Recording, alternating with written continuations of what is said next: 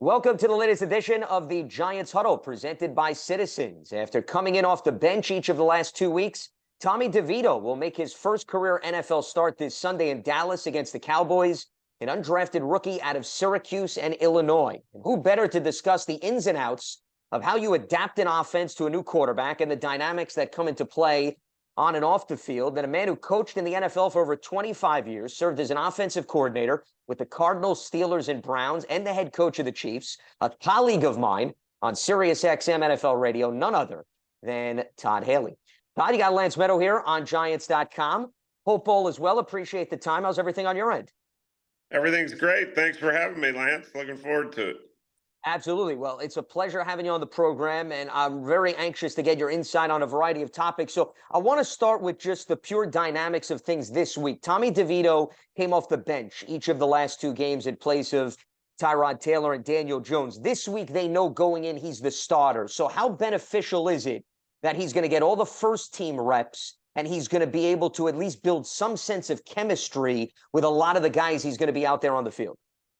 I think it's huge. The fact that he's played a little bit, prior to this is big. But, when you know who the guy is, it makes it a lot easier to function, because the job of the coaches is to, look at his resume, what are his strengths, what are his weaknesses, and then as a coach, how can you best utilize and put him in the best position to succeed? Your offense is your offense at this point. From an offensive coordinator standpoint, a head coach, you're not going to revamp everything. But what's the conversations you have with the quarterback in terms of tweaking things, playing to the strength of the QB as opposed to who previously was under center? Well, I mean, that's a big picture thing. I mean, as an offensive coordinator, quarterback coach, before you go into games, whether it was Daniel Jones with Tyrod as a backup and potentially DeVito being there, you go through the same process. What are your favorite pass plays? What are you comfortable with? What do you hate? And anything that you hate, I mean, you throw it out for that particular guy. So, you go through that process. You spend a lot of time with him, and this started back at the beginning of the week, because you don't want to practice things that a player's uncomfortable with. So, you start that process very early. Exactly what I said. I mean, it's, what are the things that you love? What are the things that you're uncomfortable with? What are the things you're kind of CSE on, and you form your plan that way. And when the real game starts and the pressure's on, you rely on some of those things, and it doesn't mean it always works, but you want all your players, but especially your quarterback, being very comfortable with what's coming out of your mouth when you call a play. And what you're talking about essentially is the cadence of what the quarterback is going to be doing in the huddle. So how much does that not just necessarily impact, Todd, what you are relaying to the quarterback, but the offensive linemen, the personnel getting used to over the course of the week, how Tommy DeVito ushers in the play as opposed to Daniel Jones and Tyrod Taylor? Yeah, I mean, I was speaking a little more on just the scheme, the plans, the plays. Like I said, you sit there with them and you're like, all right, because there's run plays that are run, check to another run. Yeah, the center's going to be involved in that, or the offensive line, and understanding everybody being on the same page. But, what are your favorite play actions? What are your favorite dropbacks? What are your favorite third down plays? What are your favorite red zone or backed up? I mean, the whole gamut of just, doing everything you can to make he has to be comfortable. If there's uncertainty, I mean, there's going to be enough uncertainty once the ball's snapped, but, you don't want any uncertainty when you call that play in from the sideline. He hears it. He has the trust that you're giving him. You don't want to call a play that he said, I hate that. I'm not comfortable with it. I mean, that's the last thing you want to happen. You want a comfort zone for him, that every time he hears your voice, he's hearing what you've already discussed throughout the week in practice, and feel good about. And he clearly has had the luxury, since he's been with the team throughout the course of the offseason, to watch how Daniel Jones and both Tyrod Taylor have operated the offense. I want to bring up Tyrod Taylor because, Todd, coincidentally, you were with him in Cleveland in 2018.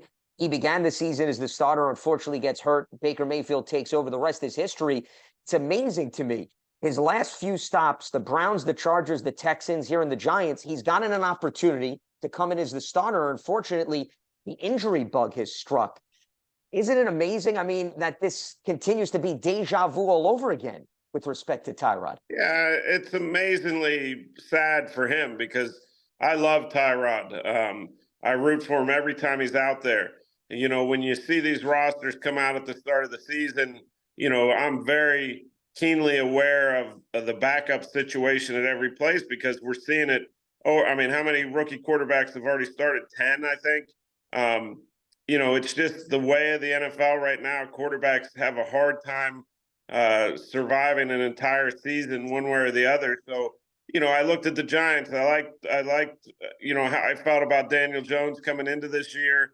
And then I look at the backup situation. I'm like, all right, they got Tyrod. If something happens to Daniel, they're in good position. Unfortunately, you know, for Tyrod, it just, you know, he's been unable to stay healthy. You know, not always his fault, obviously, in a couple of the cases, but you know, that's what you look for.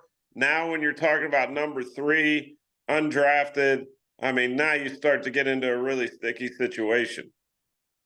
What does Tyrod's presence, though, still being in the quarterback room, even though he's hurt, do for a guy like Tommy DeVito?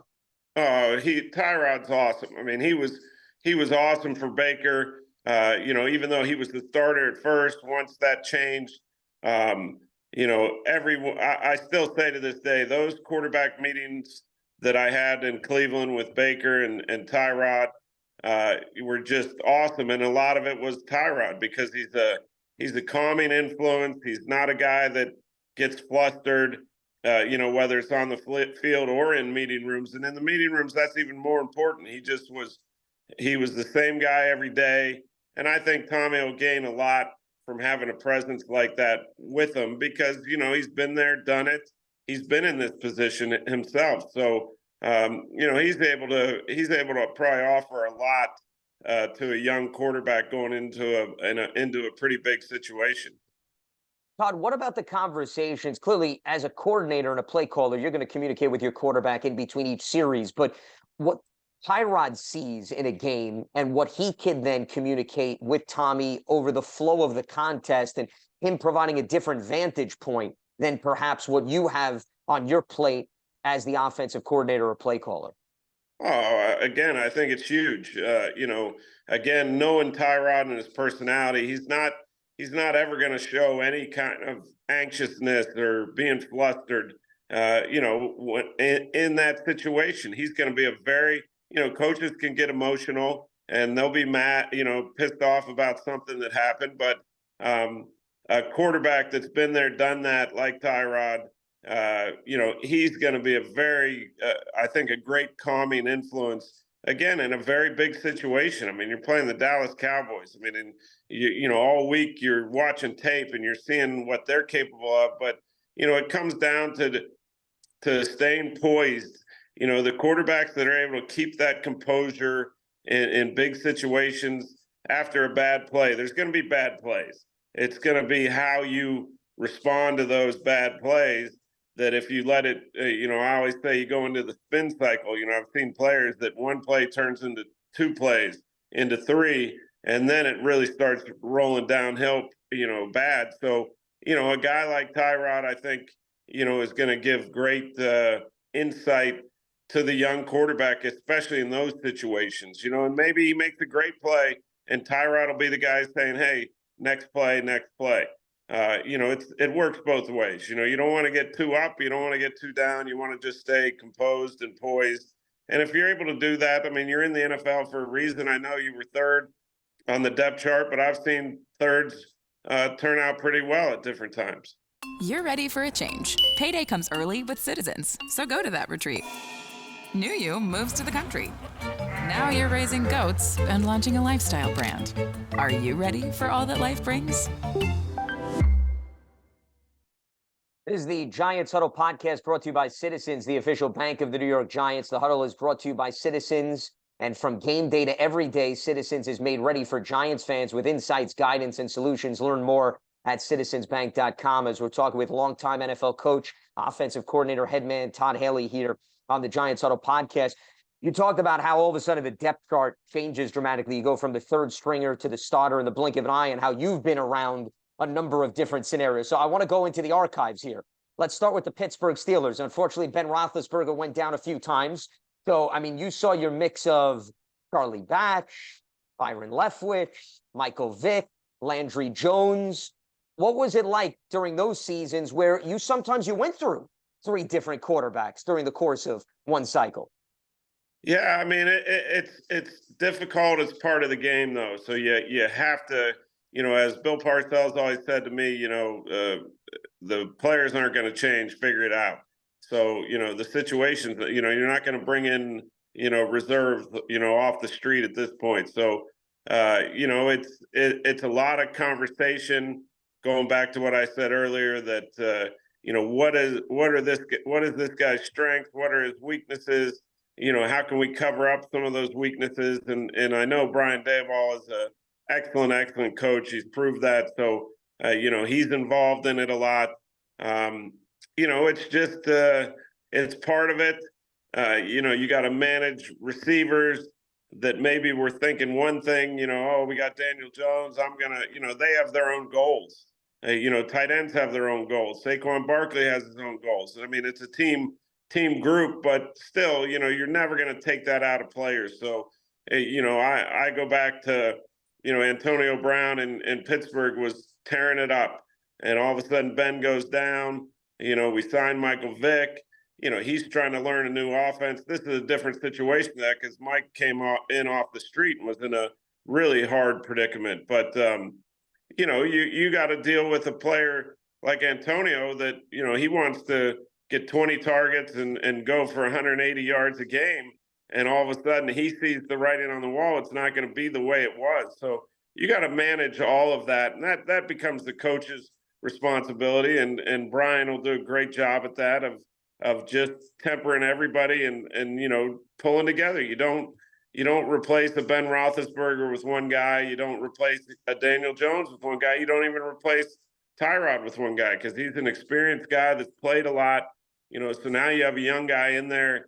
It's about trying to convince everybody to pull together and raise their level of play in whatever capacity, whatever role they have. And I think that's the way you can make it work. I mean, I've gone on the road with Charlie Batch, and who I think's a heck of a quarterback, but he went into Baltimore and got us a huge win when Ben was down. So I've been with the Cowboys when Bledsoe was the starter, and this guy Tony Romo, who kind of was in this DeVito situation. Now he was there longer. He had been there, but he's got to go into Giants Stadium to start a second half, and the first ball he fumbles or throws a pick or something for a touchdown. And I mean, but he survived it. I think there were calming forces involved that allowed him to settle down, and then we went on a pretty good run. So that's the situation to me as much as closest to this. Even though Tony had been there for a couple years, you're talking about an undrafted guy, coming in, earning it, trying to earn his spot on the roster, running the show team and all those things. And then, when you get that opportunity, you never know what's going to happen. Kurt Warner, I mean, I wasn't there, but I was there the second time around when everybody thought he was done in Arizona, and all of a sudden he got that another opportunity as he did with the Rams, and then it became the greatest show on turf. You don't know how it's going to go, but a lot of the things that I'm talking about factor into that. The coaches, their ability to figure out, to put him in a position to succeed and understand that he's a young guy. How does the defense play? That's why it's the greatest team sport in the world. I mean, you need it all, but at the same time, the quarterback's got the spotlight on him all the time. Well, I think you bring up a great point about the style and strategy of play, because the Giants were playing the Jets, Todd, a few weeks ago. It was bad, rainy weather, and you're shaking your head, so you know exactly what I'm talking about. And Tommy DeVito, he was forced to come in because Tyrod suffered the rib injury. And, I mean, they just pretty much emphasized the run. they were not throwing the ball much. And Brian Dable spoke after the game and said they knew going in with the weather being bad and Tommy DeVito not getting a lot of first team reps that that's what they were going to subscribe to. But then we saw the Raiders game where the weather wasn't an issue because it was indoors and they let him throw a little bit. So how much is that part of the conversation, both prior to and during the course of the game? You may go in with a game plan, Todd, but you know what? Based on how the game flows, all of a sudden you got to flip the script. Yeah, I mean, and that happens all the time. I mean, whether, this time of year, now you're going to start getting into some of those things. And again, I always go back to Coach Parcells. We'd have a staff meeting. We might plan one way the whole week, and all of a sudden, 2 days before the game or the night before the game, you hear it's going to be rainy, it's going to be cold, and you better have an answer. It can't just be drawn in the dirt. I mean, you got to plan that way throughout the week. You got to have your little 4-minute package that you normally would use to run out the game and win it by running. But if weather's a factor, that 4-minute package becomes a big thing. I thought the Giants really did a great job in that game. I mean, they got handed a bad deal. They lose their quarterback. They're playing with a young guy that's never played, but their defense was playing good. They were holding the Jets down. It looked that whole game like they were going to win. If they make a kick, they win. And I thought it was a tremendous coaching job. It just didn't work out in that situation. Now they got more time to figure out what Tommy could do, even though, they didn't think he was going to start. Daniel was starting, but you get a little clearer picture of a guy, once you've seen him in action. And I think the Raider game's a big thing. I mean, it didn't go the way they wanted it to, but at least they know a lot more about the player at this point. So I think with another week, they'll take advantage of that. What about from his perspective, Todd? You talked about the coaching staff gets a better idea of what Tommy DeVito could do because he was in the last 2 games, but for him to now digest the speed of the game, because, he hasn't started a game yet, but at least he's been in a few contests. So he understands the task at hand and how better prepared he is, as opposed to another baptism by fire scenario where he doesn't know going in he has to start or has to be thrown in the game. And then just out of the blue, get shoved into a contest in the second or the third quarter. How much does that change, you think, for him in terms of his comfort level? I think it does nothing but help. I mean, before all the, the injuries and those things started, I mean, this was a young guy who made the roster in any capacity, was practice squad or on the 52. But, he was given jobs. I guarantee I know how Brian works. He might be stuck in the office breaking down third downs or red area or whatever. You try to get those guys up to speed mentally, so they're seeing the picture the right way. But until you're out there, you just don't know what's going to happen. He's got some snaps under his belt. He's done some good things. He's done some bad things. But another week, for him is going to be huge. I mean, now it's not totally new. And again, you don't, until the lights come on, you don't know how these guys are always going to respond. That's why evaluating quarterbacks is not an exact science by any means. Giants fans love a winner. It's why they love Citizens, named a 2022 Best Bank in the U.S. by The Banker as the official bank of the Giants and sponsor of the Huddle. Citizens is made ready for the fans of Big Blue. Learn more at citizensbank.com. As we're talking with longtime NFL coach, offensive coordinator, head man Todd Haley here on the Giants Huddle podcast. You brought up an interesting point earlier where you said it's not so much the transition the quarterback has to make, but it's also the personnel around the quarterback. And you brought up Antonio Brown. You look at this Giants roster, Todd, it's a young group around the QB, the receiving core. There's not a wealth of experience, maybe similar to what you worked with in Pittsburgh. The reason I bring that up is, does it make it easier for the coaching staff and the quarterback that Tommy's not thrown into a situation where he's got Larry Fitzgerald and Anquan Bolden? Not to say that those guys wouldn't be able to adjust, but you had them in Arizona. So there's a bit of naivety, I guess, for the lack of a better word, with the receiving core as much as there is with the quarterback at this point. Yeah, I think it probably helps. It's different than the Raiders with Devontae Adams. Again, He's a guy that he probably had aspirations this year to, he probably wanted to do what Tyreek Hill's doing. But, the scenario, the situation changed, and how those guys handle that is a big thing. So when you get some younger guys, yeah, it's probably an advantage. Would I take Devontae Adams on the Giants roster? Yes. I mean, would I take Larry Fitzgerald? Yes. But Keyshawn Johnson went through it with the Jets in '99. I mean, we had a phenomenal season.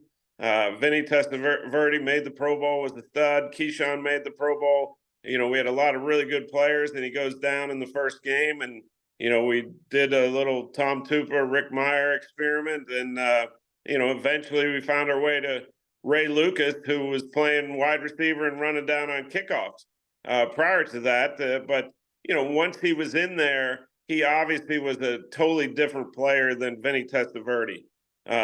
Just what his strengths were. I mean, he had athletic ability. We incorporated him into the game. We simplified a lot of things, knowing that he hadn't been working at quarterback a whole bunch. And, we went on a little run and almost made the playoffs. So, that's another great comparison, to this situation. It isn't how you envisioned it, as it isn't for the Jets, how they envisioned this year going to this point. But, it is what it is. And I think the really good coaches figure out some way. And I learned a lot in that 99 year when Vinny went down, because, you had a leader like Parcells that, we might have been feeling sorry for ourselves as coaches. Keyshawn Johnson might have been feeling sorry for himself as a receiver, but he was able to instill in everybody, hey, this is the lay of the land now. So we got to do everything we can, because it's all about winning. I mean, that's what it is. I mean, you work too hard to accept it not being anything like, anything but success. So, it's a tough situation, but again, I have great confidence in Coach Dable and his staff that, they'll take lemons and hopefully make lemonade. You love turf. You're good at it. So you start a turf biz. Business grows, your savings grow. Become the most celebrated name in turf. Are you ready for all that life brings? I'm glad you brought up that 1999 season, because that was one of the first examples I thought of. And for the audience to understand, you were the wide receivers coach that year on the Jets. So, Todd, what were the conversations you had with Keyshawn and company about how they would have to adapt their play and level of expectation, to your point, now that Ray Lucas was taking over at quarterback? Yeah, I mean, it's again, I'm not there in New York. I don't know Tommy DeVito. He's been working. He's been running show team cards for the defense. And probably developing his own relationships. Ray Lucas at that time, he had been in the receiver room with Keyshawn. So it was a different dynamic in that way. But Ray Lucas had that it factor. Even though he hadn't made it as a starting quarterback or done some of those things, he had that charisma and gumption that players seem to be attracted to. So again, without knowing Tommy, I don't know, how those things are going. But yeah, there were a lot of conversation with Keyshawn, Wayne Corbett, Dedrick Ward, the whole group. Hey, this isn't what we expected. That you just try to coach. Coaching goes on full time. You just try to coach as best you can to understand, be aware of the situation, understand some of the other players' emotions and things that they're going through, and just try to be a steadying factor in the equation.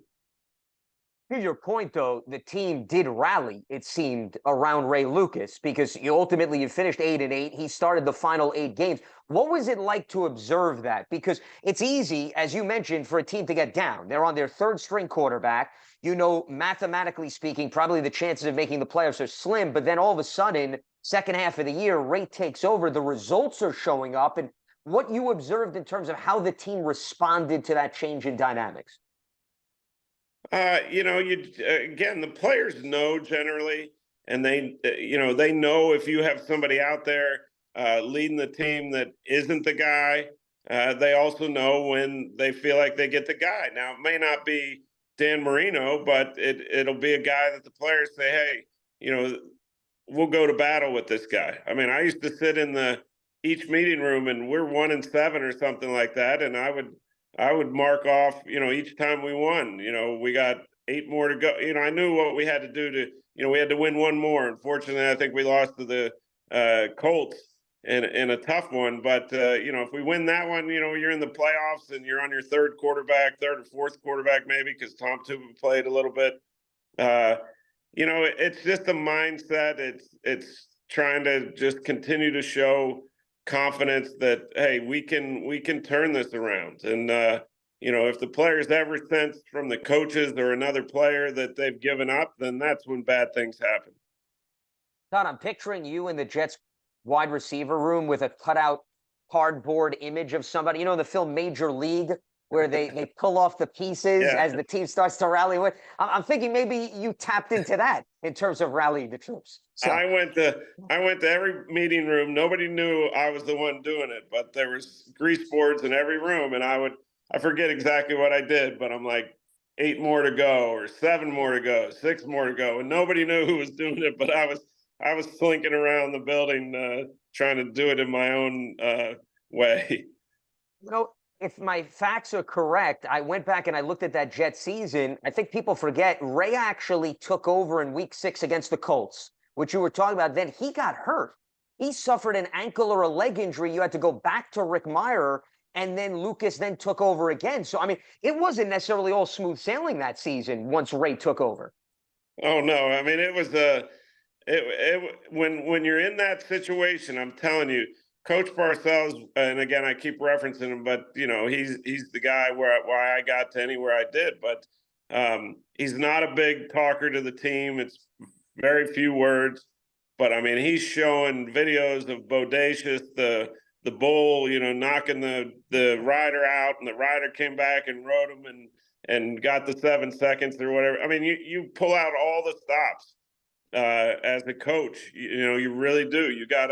You gotta go into a 6th gear, so to speak, just because it's hard. I mean, it's hard to win, period, let alone now you're on quarterback number 3, who's a rookie and undrafted. So you gotta pull it all out. I mean, you can't leave anything in the bag.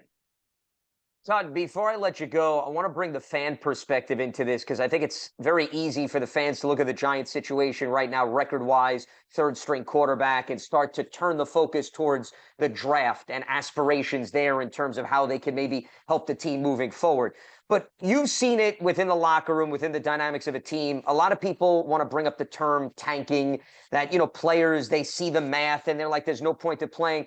I argue all the time, players and coaches are not worried about the draft because there's no guarantee that they're all going to be around the following season. And I'm very curious, your perspective, how you navigate those waters, given what the pressures are coming from the outside world, I guess is what I'm getting at. Yeah, I mean, the fans are entitled to feel and think however they want, and they're what makes this great game go because they're there watching on TV, they're in the stands. So they are entitled.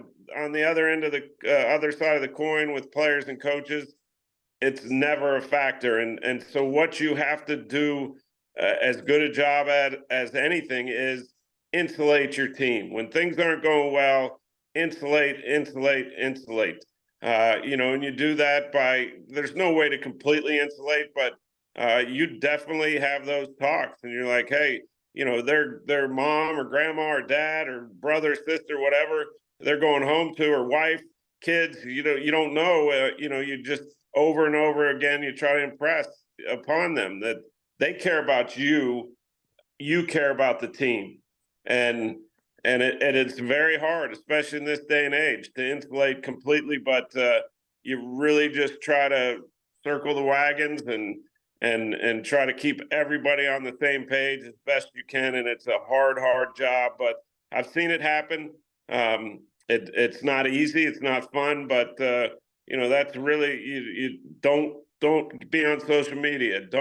And these are grown men. They can do whatever they want, but you just try to explain to them that your mom or dad or whoever that you're going home to, they only care about you. You got to care about the team, and the team is, if the team can pull together in those situations, there's beautiful things that have happened through the history of the NFL in very difficult situations. I mean, I bring up Kurt Warner and the Rams. I mean, they got Trent Green. They think he's their guy. And all of a sudden, all those hopes were dashed. But Dick Vermeil was able to pull that group together, insulate them, and all of a sudden, this guy Kurt Warner showed up. Yeah, who they didn't even know was good. Right. Well, it's all about the opportunity, as you mentioned. As a quick follow-up, Todd, in terms of all that we're bunching into this conversation, Daniel Jones, obviously a very tough blow for his season to come to an end, torn ACL. He just came back from a neck injury. How, as a coach, do you attempt to keep somebody like that still engaged with the team? And I don't know if you've been around a QB that specifically tore his ACL, but you've been around quarterbacks that have dealt with injuries and have had to try to pull a 180 and regroup. How do you talk him and walk him through that as he has to start to focus on 2024?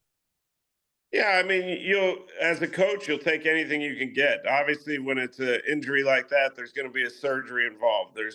There's no way that you can do anything about that. I mean, he's got to, the doctors and he have to take care of his health. But, when you have him, I think you just try to, he's in a low place. When guys have a season-ending injury like that, we always say, I mean, there's no light at the end of the tunnel, but eventually you're going to see a little flicker of light and things are going to get better. But, it's hard, depending upon the time of the surgery, all those different things. If you can have them around, that always helps the player. You don't want to just act like he's not there anymore. He can be a benefit. So, you're worried about the player as a person. You're worried about your team. If you can have, like Aaron Rodgers being there for the Jets is, once he got through the surgery aspect of his Achilles, it's probably been a big thing for the Jets. If you can have, you just gotta try to convince guys it's eventually going to be okay, even though it looks pretty dark right now. And that's exactly the Giants' approach as they gear up for the Dallas Cowboys this Sunday with Tommy DeVito under center in his first career NFL start, as he is Todd Haley, longtime NFL coach, offensive coordinator, head man for over 25 years. Todd, this was about 2 or 3 segments on Sirius XM NFL radio that we just went through. Yeah. I'll see you in the morning. Absolutely. Listen, it's always a pleasure, Todd. I can't thank you enough. Thanks so much for the time and insight. Much appreciated. Always enjoy it. Good luck, Giants. Absolutely. This is the Giants Huddle podcast brought to you by Citizens, the official bank of the New York Giants. You can catch it on Giants.com, the mobile app, and your favorite podcast platform.